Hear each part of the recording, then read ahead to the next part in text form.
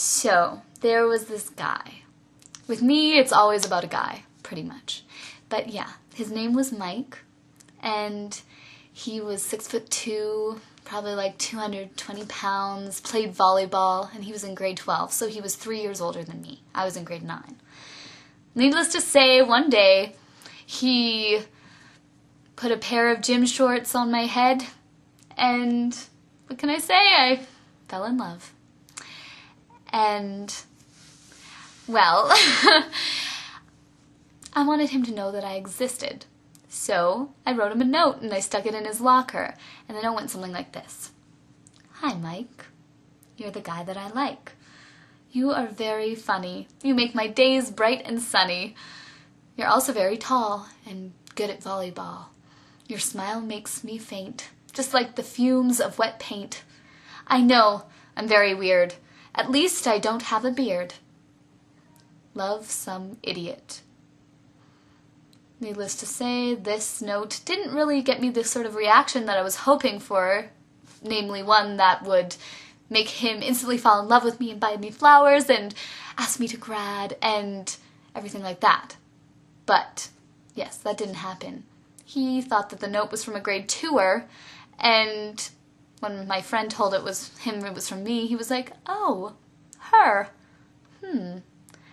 Well, I'll be nice and I'll write a note back. But then he never did. And then he went off to college, and I thought that I would never ever see him again. But I did. And I still liked him, as pathetic as that is, because, well, I am rather pathetic if you know me. But, well, he came to our high school dance. And it was like the first dance that our school had ever had. It was called the Winter Formal. And I saw him there, and my friend was like, I'm gonna get him to dance with you, Sarah. I'm gonna get him to dance with you. And I was like, don't you dare. Like, seriously, do not. Because, like, no. Okay. But I wanted to, you know. Of course I wanted to still, because I liked him. But she dragged him over to me. I mean, she dragged me over to him. And I'm standing there looking up at him, and he's just like looking down at me like, hello, who are you? And my friend is like, hey Mike, dance with Sarah. And he just like looks down at me and was like, and then he danced away. He just danced right around me, and I was like, okay, wow, I liked this guy. I liked this asshole for 3 years?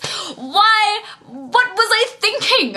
Oh my goodness. And I wanted him to know that he was an asshole and I didn't like him anymore. So I went up to him, just walked right up to him, and I was like, hey Mike. Oh, it was right after the dance was like all over. And he was talking with some people, but I waited for him to be done so that I could have my chance. And I just walked right up to him, and I was like, hi Mike. I just wanted to thank you for being a nice person and dancing with me. And he was like, what? I didn't dance with you, did I? And I was like, no, this is what you did.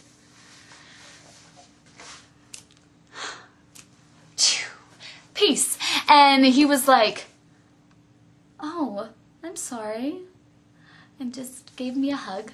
And I was like, huh? This is what I've been waiting for my whole life. And then he was like, you know, how much of a jackass thing was that for me to do? And I was like, very jackass. And then he was like, well, would you like to dance now? And I was like, sure.